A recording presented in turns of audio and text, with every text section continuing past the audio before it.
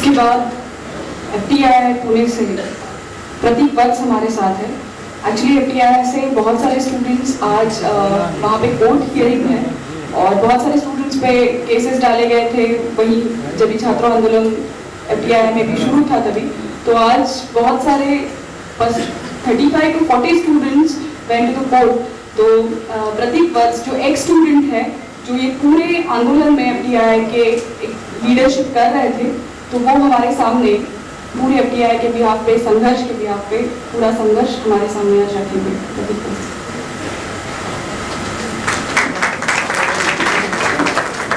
धन्यवाद वैशाली। जैसा कि इन्होंने बोला, आज अभी FTI के स्टूडेंट्स पूना कोर्ट में हैं। करीब 35 स्टूडेंट्स और 2 एक स्टूडेंट्स पे केसेस चल रहे हैं।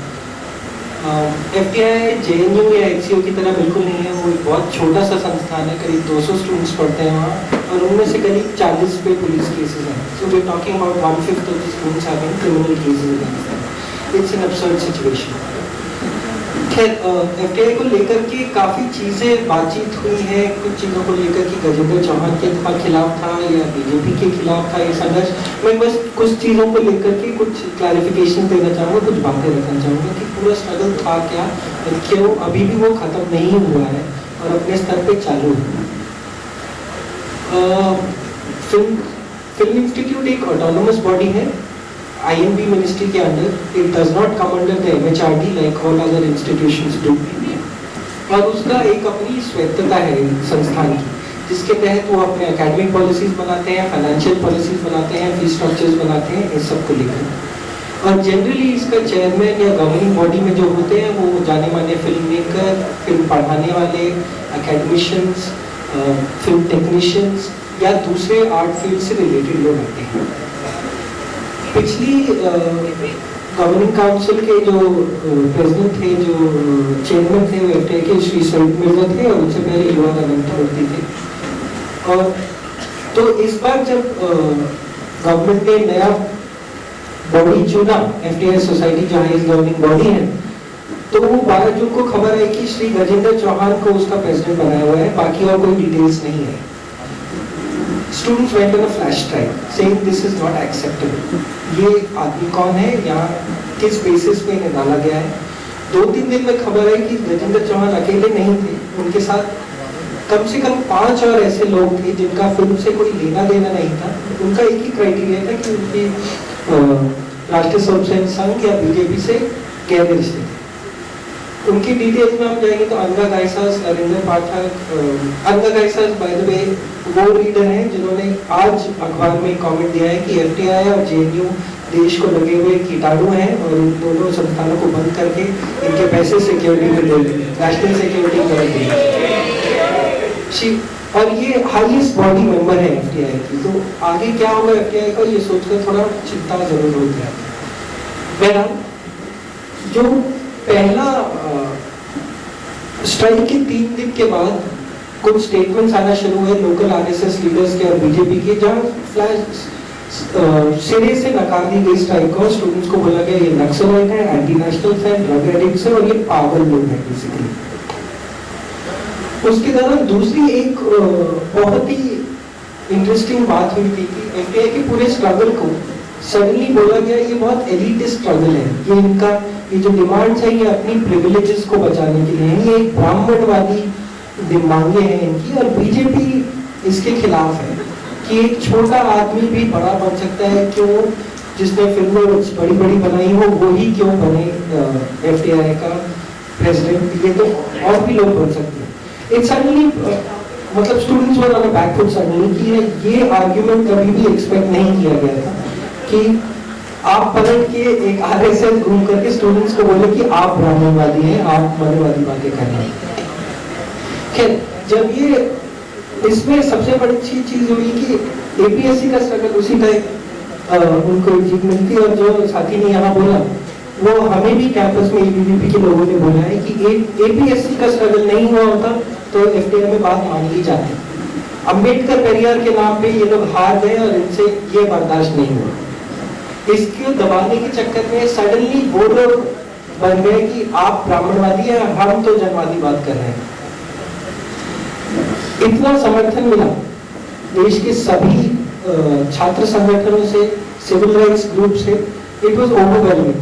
क्योंकि आपका अम्बेडकर पर मद्रास से लेकर बम्बई से पूना, ऑब्वियसली हैदराबाद, अहमदाबाद, भोपाल, अलीगढ़, चंडीगढ़, पटियाला, रोहतक, लखनऊ, एक दिन में जब हम पहली बार जेटली जी से मीटिंग करने गए तो करीब 17 शहरों में एक साथ प्रोटेस्ट डेमोन्स्ट्रेशंस हुए थे। कोई बात हल नहीं निकला, मीटिंगों पे मीटिंगें होती रही, छात्रों ने अलग अलग तरीके से अपनी बात रखने की कोशिश की, क्योंकि सबसे बड़ा डिबेट वहां पर ये चल रहा था कि ये सेक्शनाइजेशन है या ये एफडीआई का इंटरनल मुद्दा है, ये लोकल मुद्दा है, या इसको बीजेपी के अगेंस्ट पोर्ट्रे किया जाए। How do we pitch this struggle? Students में ये बहुत डिबेट चली, इसको लेकर के हर तरफ से इस बात को देखा गया, रखा गया। और लेकिन ग्रुप के बाद इसी बात पे है कि देश भर में, मतलब एनबीटी से लेकर सीबीएसई से लेकर अगर आईसीएचआर में हो रहा है तो ये ऑब्वियसली एफटीआई का आंतरिक मुद्दा नहीं है। संस्थानों की स्वायत्तता पे वार है और वार होता चला जा रहा है, क्योंकि इनसे ये संस्थान संभल नहीं रहे हैं, इनको पता नहीं है क्या करना है। ये जाहिर सी बात है, हर सरकार अपने अपॉइंटमेंट्स करती है और यही आड़ लेकर के कांग्रेस की आज ऐसी बात हो गई है कि कांग्रेस को डिफेंड करना पड़ रहा है। मतलब इन कांग्रेस की गलतियों की वजह से आज ये हमें बोल रहे हैं कि कांग्रेस ने किया तो हम भी करेंगे। ऐसा नहीं था कांग्रेस ने किया तो उसका विरोध नहीं किया गया, कांग्रेस का मुंह तोड़ जवाब दिया गया, उनको माननी पड़ी बात। लेकिन ये एक 350 सीट का इनको एक ऐसा रुबाब चढ़ा हुआ है कि इनको दिख नहीं रहा है कुछ। लोकसभा में ये है तो मुझे लगता है हम देश में है, हम इंस्टीट्यूट्स में जाएंगे, हम गवर्निंग काउंसिल्स में जाएंगे, हम पॉलिसीज बनाएंगे, बट अनफॉर्चुनेटली लोग ही नहीं है इनके पास। क्या किया जाए? क्योंकि गजेंद्र चौहान की क्वालिफिकेशन या नरेंद्र पाठक या शैलेश गुप्ता या किसी और की भी क्वालिफिकेशन जो भी है, जो उन्होंने इंटरव्यूज दिए उसके बाद नेशनल मीडिया में, वो बहुत इट बिकेम वेरी क्लियर कि उनको फंडामेंटली ये पता ही नहीं था वो किस संस्थान में आ गए हैं, कि फिल्म इंस्टीट्यूट क्या है, वो क्यों चलाया जाता है, 60 साल से क्या पढ़ाई हो रही है वहाँ, और इसके आगे के AIIMS and vision, success, failures क्या रहे हैं पिछले 7 साल के, उन्हें कोई आइडिया नहीं। बात बढ़ती गई, फिल्मकारों ने समर्थन दिया, इंटरनेशनल एकेडमिक्स ने समर्थन दिया, इंक्लूडिंग नॉम चॉम्स्की, कोई फर्क नहीं पड़ा, किसी तरफ से एक जो नहीं रही इनके काम पे। उल्टा हुआ क्या, एबीवीपी के लोग, पतित पावन संगठन पूना का एक राइट विंग ग्रुप है, ये लोग गेट पे आते थे, स्टूडेंट्स ने एक आर्ट इंस्टॉलेशन बनाया, वो रात को तोड़ दिया गया, दोबारा खड़ा किया, उसको फिर तोड़ा गया, 3 बार इंस्टॉलेशन खड़ा किया, 3 बार तोड़ा गया, और चार्ज स्टूडेंट्स पे लगाया गया कि पब्लिक प्रॉपर्टी को वैंडलाइज कर रहे हैं। इतना बड़ा करीब गड्ढा खोदा गया था एक के बाद इंस्टॉलेशन लगाने के लिए, उस पर चार्ज लगाया कि स्टूडेंट्स पब्लिक प्रॉपर्टी को वैंडलाइज कर रहे हैं। इस मोमेंट पे बहुत एक हार्ट वार्मिंग चीज है, पूना में एक नागरिक समर्थन समिति बनाई गई स्टूडेंट्स के लिए, जिसमें कि NIC workers union, working women's association और बहुत सारे ट्रेड यूनियंस के रिप्रेजेंटेटिव कैंपस में आए। और पहली बार जब से मैं 2006 से एफटीआई एसोसिएटेड हूँ, एक स्टूडेंट और वर्कर्स का एक जॉइंट फोरम बनाया गया, और उन्होंने आकर पहली चीज हमसे यही की थी कि we are not here to support you, we are here to protect you.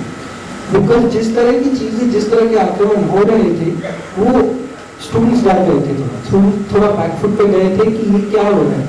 हमने अपने संस्थान की बात करना शुरू की, रात को गुंडे आ रहे हैं, हमें ना बुलाए जा रहे हैं, कि इसका जवाब कैसे दिया जाए। नागरिक समर्थन समिति ने पूरा संघर्ष को आगे बढ़ाया, उन्होंने अपने बलबूते पे मीटिंग की, रैलीज करवाई, बिकॉज पूना एक नागपुर के बाद सबसे बड़ा गढ़ पूना ही आता है आरएसएस की गतिविधियों का, और उनका एक घुसपैठ है। और एफटीआई जनरली, एफटीआई जैसी कोई भी जगह, जेएनयू के साथ भी वही है, हैदराबाद के साथ भी वही है, ये इनके मॉरल कोड से अग्री नहीं करती है। ये जो आरएसएस या कोई भी एक संकुचित सोच रखने वाली जगह इन जगहों को समझ नहीं पाती है, ये कैसे इंस्टीट्यूशन है, ये कैसे संस्थान है, यहाँ लोग बोल क्यों रहे हैं, लड़के लड़की साथ में काम कैसे कर सकते हैं, साथ में उठ बैठ कैसे सकते हैं, ये टीचरों से फर्स्ट नेम बेसिस पे बात कैसे कर सकते हैं। इन्हें लगता है ये हमारी परंपरा का हिस्सा नहीं है। और बात यही आती है, ये इतनी बेवकूफ़ी वाली आर्ग्यूमेंट है कि यही हमारी परंपरा है। हम तो यूनिवर्सिटी के दिनों से टीचरों से उठते बैठते आए हैं, उनसे फर्स्ट नेम बेसिस पे बात करते आए हैं। ये आगे की पढ़ाई में बोल रहे हैं आप ये ना करें, ये आप एक्सपेरिमेंट ना करें, आप चीज़ों को ना देखें। फॉर द फर्स्ट टाइम ऐसा लगा कि एफटीआई में बोला जाएगा कि आप इस तरह की फिल्में बनाएं या ना बनाएं। एफटीआई जैसी भी फिल्में बनाता हूँ, बहुत क्रिटिसिज्म मिलता है कि आपकी फिल्में तो दुनिया से लेना नहीं होता है, वो पर्सनल है, समाज से उनका कुछ लेना देना नहीं है। बट आज तक किसी ने एफटीआई के किसी भी छात्र या छात्रा के स्क्रिप्ट पर सवाल नहीं उठाया कि आप ये बनाएंगे या आप ये नहीं बनाएंगे। पहली बार आकर के इंस्टीट्यूट का चेयरमैन आके बोल रहा है अगर मोदी या बीजेपी के खिलाफ होगा तो हम देखेंगे क्या करना है। It is unheard of in FTI. और अगेन बिकॉज छोटा संस्थान है, लोकल इश्यूज रहे हैं, करीब पिछले 15 साल से ये ट्रेंड रहा था कि सारे इश्यूज, सारे जेएनयू से लेकर एफटीआई सब अपने आइलैंड्स बने हुए थे। जैसे बोल रहा था गंगा ढाबा से राज निकल के अगर चंद्रभागा पे खत्म होता है, एफटीआई के बारे में भी ऐसे काफी बोला जाता था। पर ये दौर ही कुछ ऐसा था, local issues, local agitations, fees के लिए लड़ाई, हॉस्टल के लिए लड़ाई, सिलेबस को लेकर के लड़ाई, इंफ्रास्ट्रक्चर की लड़ाई, इन चीजों में सब सिमटता जा रहा था। पहली बार नागरिक समर्थन समिति आने से, दूसरे स्टूडेंट्स ग्रुप्स के आने से, ट्रेड यूनियंस के आने से एक सशक्तता महसूस हुई कि साफ साफ आप अपनी बात कर सकते हैं, बिना डर के बात कर सकते हैं, क्योंकि एफटीआई के 27 एकड़ के अंदर ये बात रख करके कोई फायदा नहीं है। एफटीआई में ये लड़ाई ना लड़ी जा सकती थी ना जीती जा सकती थी। इसको बाहर ले जाना बहुत जरूरी था, लेकिन ये भी सवाल था कि इस फुटिंग पर इसे बाहर ले जाया जाए। बिकॉज एफटीआई में कोई पॉलिटिकली एफिलिएटेड स्टूडेंट्स ग्रुप नहीं है, चाहे वो लेफ्ट पार्टीज का हो, चाहे राइट पार्टीज का हो, चाहे दलित ग्रुप्स का हो। It's an independent student. आप आगे कैसे जाएं, आप कैसे सॉलिडारिटी बनाएं लोगों से, क्योंकि ना तो आप लाल सलाम का नारा लगाते हैं, ना आप जय भीम का नारा लगाते हैं। आप बोलेंगे क्या, आप लोगों से सॉलिडारिटी बनाएंगे कैसे? इस सब के कंफ्यूजन के चक्कर में, सारी कंफ्यूजन को रखते हुए लोगों से बातचीत की गई, लोगों से सॉलिडारिटीज बना गई और बहुत बहुत बढ़िया डायलॉग्स हुए लोगों से, हर तरह के लोगों से। बॉम्बे में प्रोग्राम्स इतने हुए, हम लोग की मुलाकात काफी छात्रों से हुई, अलग अलग छात्रों जिनको एफटीआई को लेकर के क्रिटिसिज्म था, क्योंकि जिस तरह से पोर्ट्रे किया जाता कि आप ब्राह्मणिकल आर्ग्यूमेंट पेश कर रहे हो, वो सबसे ज्यादा प्रॉब्लमैटिक बन गया था। कि हाँ, हम नहीं चाहते कि कोई धर्म दर्जे का एक्टर हमारा चेयरमैन बने या आगे की नीतियां बनाए, एकेडमिक स्ट्रक्चर्स बनाए, सिलेबस बनाए, पर इसका ये मतलब बिल्कुल भी नहीं था कि हम कह रहे थे कि आपने डेल्यूज नहीं पढ़ा या आपने वेद पुराण नहीं पढ़े तो आप एफटीआई के चेयरमैन नहीं बन सकते। पर इन दोनों बातों को रखा कैसे गया? बहुत लोगों से डिस्कशन हुआ, टिस में टीचर से डिस्कशन हुआ, डिफरेंट ग्रुप से डिस्कशन हुआ, और सब लोगों को बोला ये जो डिबेट्स बनाई जा रही हैं, ये जैसे जेएनयू में नेशनल हो या एंटी नेशनल हो, बाइनरी, या तो सियाचिन में हो या फिर आर्मी, मतलब या फिर आप अफजल गुरु के साथ हो, ये बाइनरीज में बात नहीं होनी चाहिए।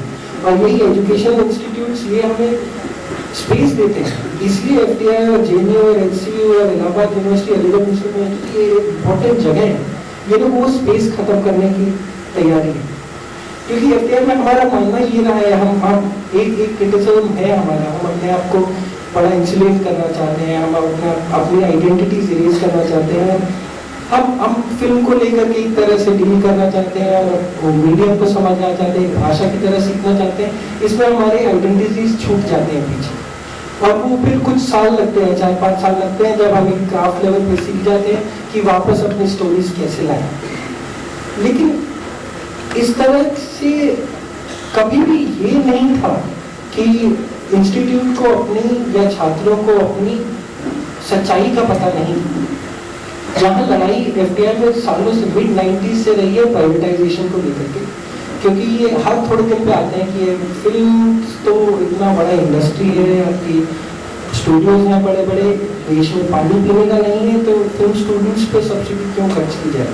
ये डिबेट लेके मिड-90s से हर 3-4 साल पे ये नई तरकीबें ला करके चीज़ों को 2010 में भी ऐसा ही हुआ था। एक कंपनी के बेहेस्ट पे इन्होंने एक रिपोर्ट बनाई थी बोल करके कि हम अपग्रेड करेंगे संस्थान को, और उनका अपग्रेडेशन का आइडिया था कि फीस 3 लाख रुपए की जाएगी और हम 1000 तरह के कोर्स चलाएंगे, रिलायंस के साथ पार्टनरशिप करेंगे और पीपीपी के तहत एक नया छोटा एफटीआई खोला जाएगा जो ऑफ कैंपसेस आजकल फैशन बना हुआ है। हुआ ये था कि इतना जबरदस्त विरोध हुआ उसका कि वो 3 लाख फीस करने आए थे, बट जिन कोर्सेज की फीस 2 लाख थी उनकी 50,000 करनी पड़ेगी उनको साइन। तो ये इस हिस्ट्री से एफटीआई कुछ सीखा था 5 साल पहले, और वो मेमोरीज अभी भी फ्रेश थी कि गवर्नमेंट को जवाब दिया जा सकता है और सिर्फ उनके टर्म्स पे जवाब नहीं दिया जा सकता।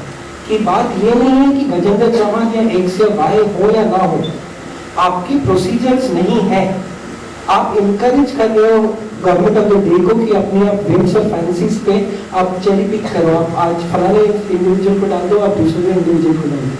जब आरटीआई पे आरटीआई फाइल की स्टूडेंट्स में साफ पता चला, पहले लिस्ट में 25 नाम दिए गए थे गवर्नमेंट को कि आप इसमें से 8 नाम चुनिए, दूसरी लिस्ट में 25 नाम थे, तीसरी लिस्ट में 8 नाम थे जो 8 नामों को चुन लिया गया। इस तरह से सोसाइटी का गठन हुआ था। तो विरोध सिर्फ गजेंद्र चौहान और वो 4-5 आरएसएस के लोगों के खिलाफ नहीं था, विरोध था कि आप एक सरकार है जिसमें 5 साल पहले दूसरी सरकार ने ये किया, एक इंस्टीट्यूशनल ऑटोनॉमी को मार करके आप प्राइवेटाइज करने चले थे, उसको रोका गया। उसके बाद नई सरकार जो आई उसने बोला हाँ हम नेशनल इंपॉर्टेंस बोलेंगे और यूनेस्को बोलेंगे, हम ऑटोनॉमी को स्ट्रेंथन करेंगे, and the first step they take is to weaken it, it's an attack on the autonomy.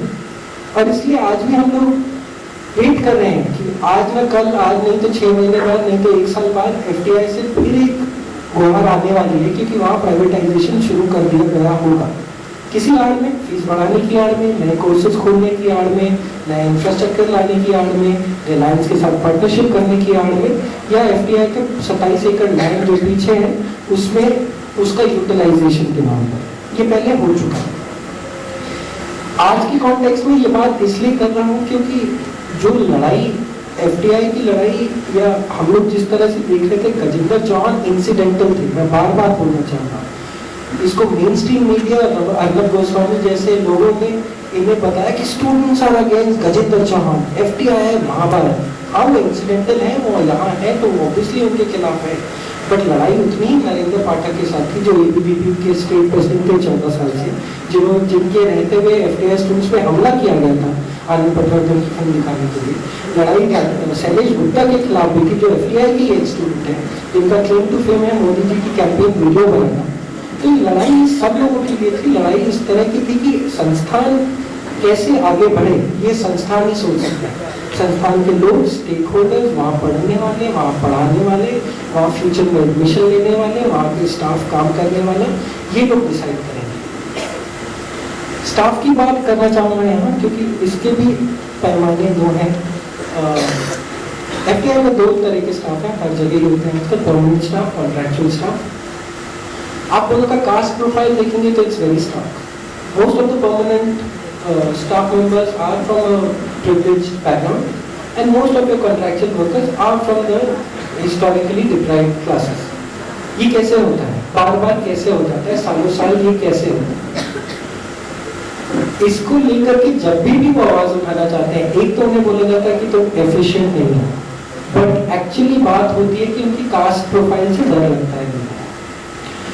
वो कास्ट प्रोफाइल अब एक ऐसी एफटीआई की गवर्निंग बॉडी हैंडल कर रही है जो कि खुद उसका कास्ट प्रोफाइल दिखाता है, तो बहुत स्टार्क अपने आप में एक चीज बताता है।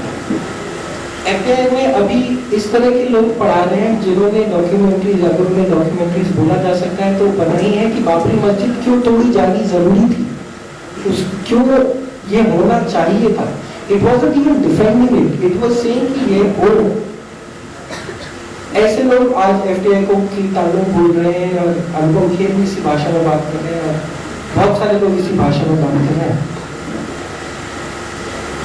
स्ट्रगल बढ़ता गया क्योंकि 50 दिन हुए, उसके बाद दिल्ली में बहुत बड़ा जुलूस निकाला गया था। दिल्ली के बहुत सारे संस्थानों, Ambedkar university, JNU students university, JNU आपके दिल्ली यूनिवर्सिटी के छात्र छात्राएं सब लोगों ने भारी मात्रा में भाग लिया था, बहुत सारे टीचर आए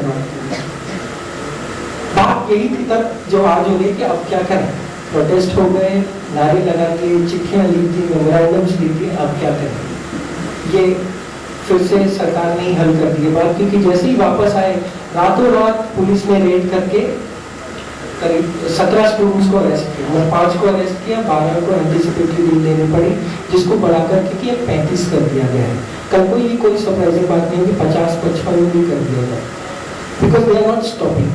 इसलिए आज जो हम बात कर रहे हैं, आगे सॉलिडारिटी है, बिल्कुल है, सबकी है, इसमें कोई दो राय नहीं है। हमें प्रूव करने की जरूरत नहीं है कि ये सरकार बिल्कुल उस तरह से, जो कांग्रेस भी वैसी ही थी, जो कि अपनी पूंजीवाद की तलवार तेज करते हैं ब्राह्मणवाद के साथ, बट ये तो है। अब आगे क्या, इसके आगे क्या किया जाएगा, प्रोएक्टिवली क्या करें। अगर 50 लोग को हैदराबाद में केसेस हैं, 20 लोग को जेएनयू में केसेस हैं, 50 लोग को एफटीआई में केसेस हैं, ये नया धंधा है इनका, तो क्या कर सकते हैं। इसके लीगल एस्पेक्ट क्या है, सोशल एस्पेक्ट क्या है, इकोनॉमिक एस्पेक्ट क्या है, बहुत सारी चीजें हैं। स्टूडेंट्स को अरेस्ट किया गया वहाँ, फिर उनको निकाला गया, फिर आंदोलन तोड़ के फाइनली बात भूख हड़ताल तक आई। बहुत डिबेट हुआ, भूख हड़ताल करनी चाहिए कि नहीं करनी चाहिए, मतलब इसमें काफी पैशनेट डिस्कशंस थे। क्या what are the pros for going on hunger strike, what are the pros, and it's you can't go back once you commit to hunger strike, it's a hunger strike. Hunger strike भी हुई, ministry दबाव में आके बात करने को राजी हुआ। 18 दिन तक एक लड़का भूख हड़ताल पे बैठा गया, बाकी उसके रहते रहते करीब 8 स्टूडेंट्स अस्पताल पहुंचे, जिनका खर्चा स्टूडेंट्स को देने के लिए बोला जा रहा है वैसे सरकार से। तो मीटिंग पे मीटिंग स्टूडेंट्स को कभी दिल्ली बुलाया गया, कभी पूना से मुंबई बुलाया गया, स्टूडेंट्स को थका दिया गया। वो पूना में अपना केस रजिस्टर करवाते थे, वो मुंबई में उनको मीटिंग के लिए बुलाया गया था, वापस आते थे, फिर अगले 2 दिन बाद मुंबई आओ, फिर वापस जाओ, फिर दिल्ली आओ मीटिंग करने। ये कर करके किसी भी मीटिंग में कोई भी निष्कर्ष नहीं निकला, क्योंकि government refuse to commit on core demands, which were what are the basic procedures, what are the guidelines for selecting these people, how have they been selected. It's not about there's some good people and some bad people. ये लोग कैसे select हो गए। जिस व्यक्ति की violence की history रही है एफटीआई स्टूडेंट्स के खिलाफ, आज वो एफटीआई की हाईएस्ट गवर्निंग बॉडी में कैसे आ सकते हैं। इट्स अ लॉजिकल फ्लॉ, लेकिन वो है। तो ये जवाबों को नहीं दिया गया। पुलिस केसेस की कोई बात नहीं की गई। स्टूडेंट जब स्ट्राइक वापस नहीं ले रहे थे अपने, तो उन्होंने बोला कि हम कॉन्ट्रैक्चुअल स्टाफ को निकाल देंगे। ये वो स्टाफ है जो 8 से 10,000 रुपया कमाता है, कि 8 से 15 साल तक ये काम कर रहे हैं एफटीआई में, आज भी कॉन्ट्रैक्ट पर है। और फाइनली स्टूडेंट्स को तोड़ने के लिए उन्हें बोला गया कि हम इन लोगों को निकाल देंगे, क्योंकि स्टूडेंट्स काम नहीं कर रहे, तो इनका कुछ काम नहीं है। ये लाइट बॉयज, इलेक्ट्रिशियंस और स्टूडियो असिस्टेंट्स जो होते हैं। बहुत झगड़े के बाद उसे रोका गया, बट ये गोल 139 दिन की स्ट्राइक चली थी। और वो वापस इसलिए नहीं हुई कि थक गए स्टूडेंट्स या डर गए स्टूडेंट्स, क्योंकि सब कुछ ठोक बजा करके देख लिया, कुछ नहीं हुआ। भूख हड़ताल पे आईसीयू में जाके स्टूडेंट्स ने देख लिया। अब 2 ही रास्ते बचे थे, या तो सड़क पर उतर के तोड़फोड़ होती, बसें जलाई जाती, या कोई अपने आप को मार लेता, जो हमने हैदराबाद में देखा।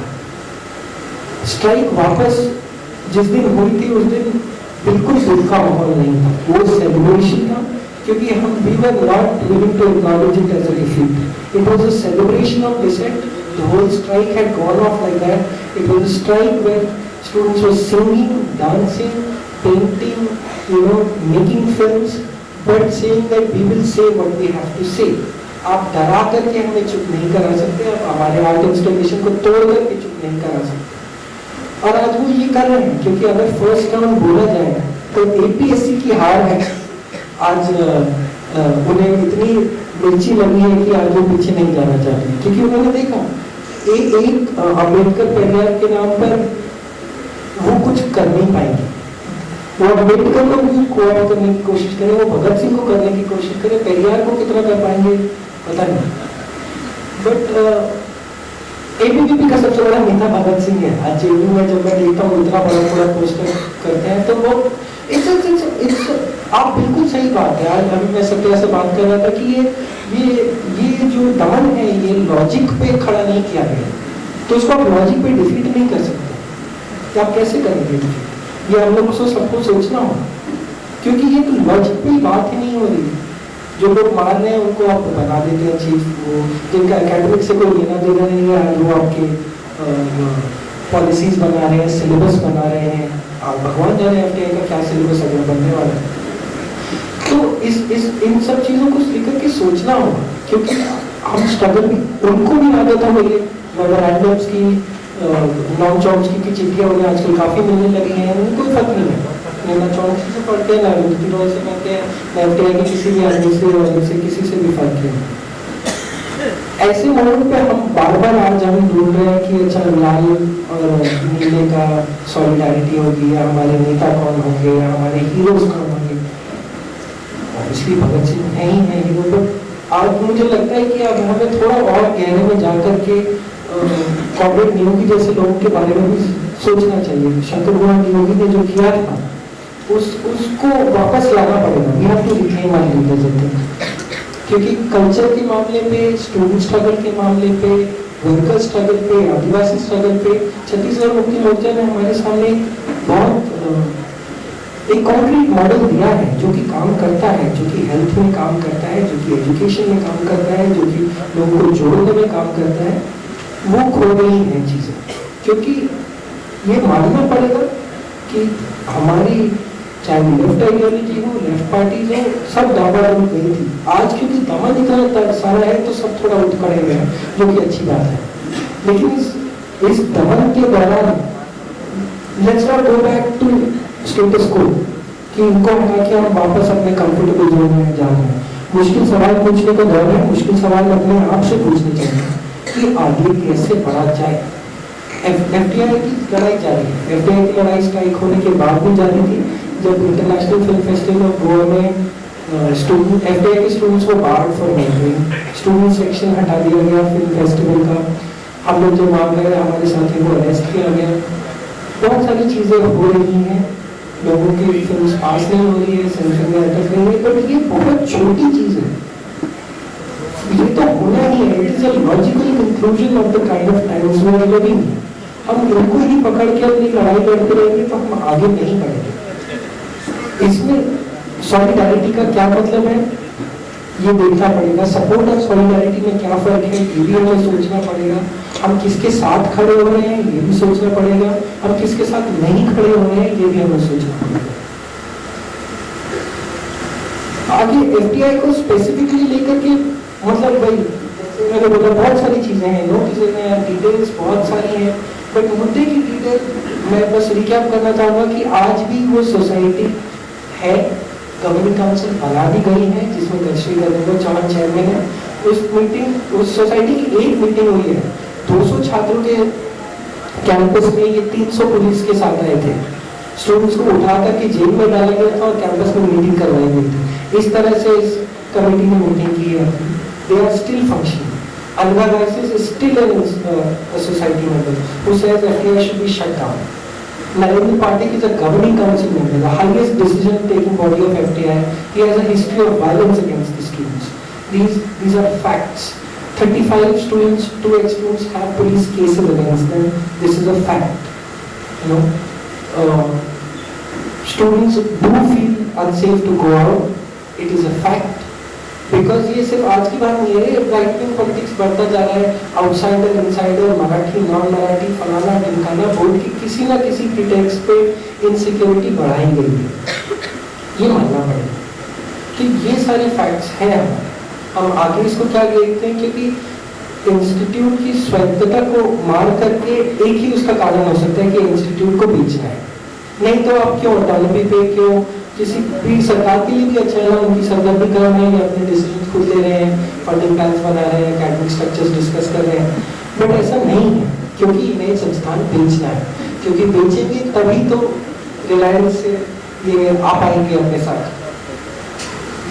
बट ये बात समझनी होगी कि आज हम जो बोलते हैं एफटीआई है ही क्या, या ऐसे कोई भी संस्थान है जेएनयू में, हाँ 8,000 लोग पढ़ते हैं, जहाँ पर एक जेंडर इक्वेशन है, कास्ट इक्वेशन है। एफटीआई भी छोटे लेवल पर बट उतना ही इम्पोर्टेंट संस्थान है, जहाँ क्योंकि फीस कम है कंपैरेटिवली, वो तो फिर बढ़ती जा रही है, इसलिए तरह तरह के लोग आ पा रहे हैं, डिफरेंट बैकग्राउंड से लोग आ पा रहे हैं। इसलिए आज मेरी क्लास में इटली का भी क्लासमेट होता है और अगरतला का भी क्लासमेट होता है। ये सोचने वाली बात है, अगर फीस 3 लाख हो जाती है या 1 लाख हो जाती है तो ऐसा नहीं होगा। Then we will not train filmmakers. We will make, it will be polytechnic where not that polytechnic is a bad thing, but it's like skill in India and whatever in India and this and that in India. But it will not be excellence in India for sure. Because now आप students को encourage नहीं करेंगे, आप गलती करने के लिए encourage नहीं करेंगे। आज की स्पेस एफटीआई या कोई भी आर्ट इंस्टीट्यूशन इसलिए ही बनाता है कि वहाँ गलती करने की आज़ादी है। यहाँ गलती करने की आज़ादी तो क्या, आप सच बोलने की आज़ादी नहीं दे रहे, तो गलती करने की आज़ादी तो बहुत दूर की बात है। तो ये सारी चीज़ों को मद्देनजर रख के हमें देखना, ये नहीं हो सकता है कि एफटीआई एपीएससी का एक स्ट्रगल हुआ, चलो नेक्स्ट राउंड ये FTI, next round JNU, next time Hyderabad, ये हो गया।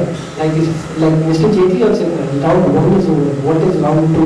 Where are we headed? Are we organized? Are we organized to what level? What are our legal, backups? What are our social backups? Civil society का participation. मैं सिर्फ सबसे ज़्यादा stress उस बात को करना चाहूँगा, हम बाहर कैसे जा रहे हैं, हम लोगों से कनेक्ट कर पा रहे हैं कि नहीं, हम किन मुद्दों पे कर रहे हैं, क्या नेशनलिज्म का मुद्दा है भी, या वो बस आ गया और हम उस ट्रैक में फंस गए हैं। ये थोड़ा सोचने की बात है, क्योंकि नहीं तो हम उनके टर्म्स पे अपना स्ट्रगल चला रहे हैं, जो वो हम पे फेंक रहे हैं उसका जवाब दे रहे हैं और हम फंसते जा रहे हैं।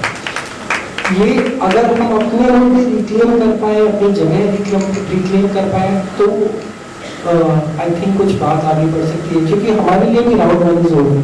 सॉलिडारिटी हमारी भी कम नहीं है, हर जगह से लोगों का समर्थन है, एक दूसरे से जान पहचान है। एक लोग, मैं अपने एफटीआई के स्टे में कभी sorry, I just want to say that I'm going down because I'm going around in circles. इसकी अगर एफटीआई की स्ट्राइक हम देखे जाए 140 दिन की स्ट्राइक, जिससे टेक्निकली कुछ नहीं निकाल पाए स्टूडेंट्स, वो लोग भी रह गए, पुलिस केस भी वापस नहीं हुए, सिलेबस का भी कुछ नहीं हुआ, लेकिन जो स्टूडेंट सॉलिडारिटी बुलाने में मदद की है इस स्ट्राइक में, जो क्योंकि स्टूडेंट्स कैंपस से बाहर निकले, दूसरे शहरों में गए, लोगों से मिले, स्टूडेंट से मिले, that is the single biggest takeaway that FTI can boast of, and we are really proud of that. But the struggle is not over. The strike taking back was not a disappointment. It was our strike. We took it back on our terms because it wasn't going anywhere, and we have to reinvent idioms and things. That I just say. Thank you.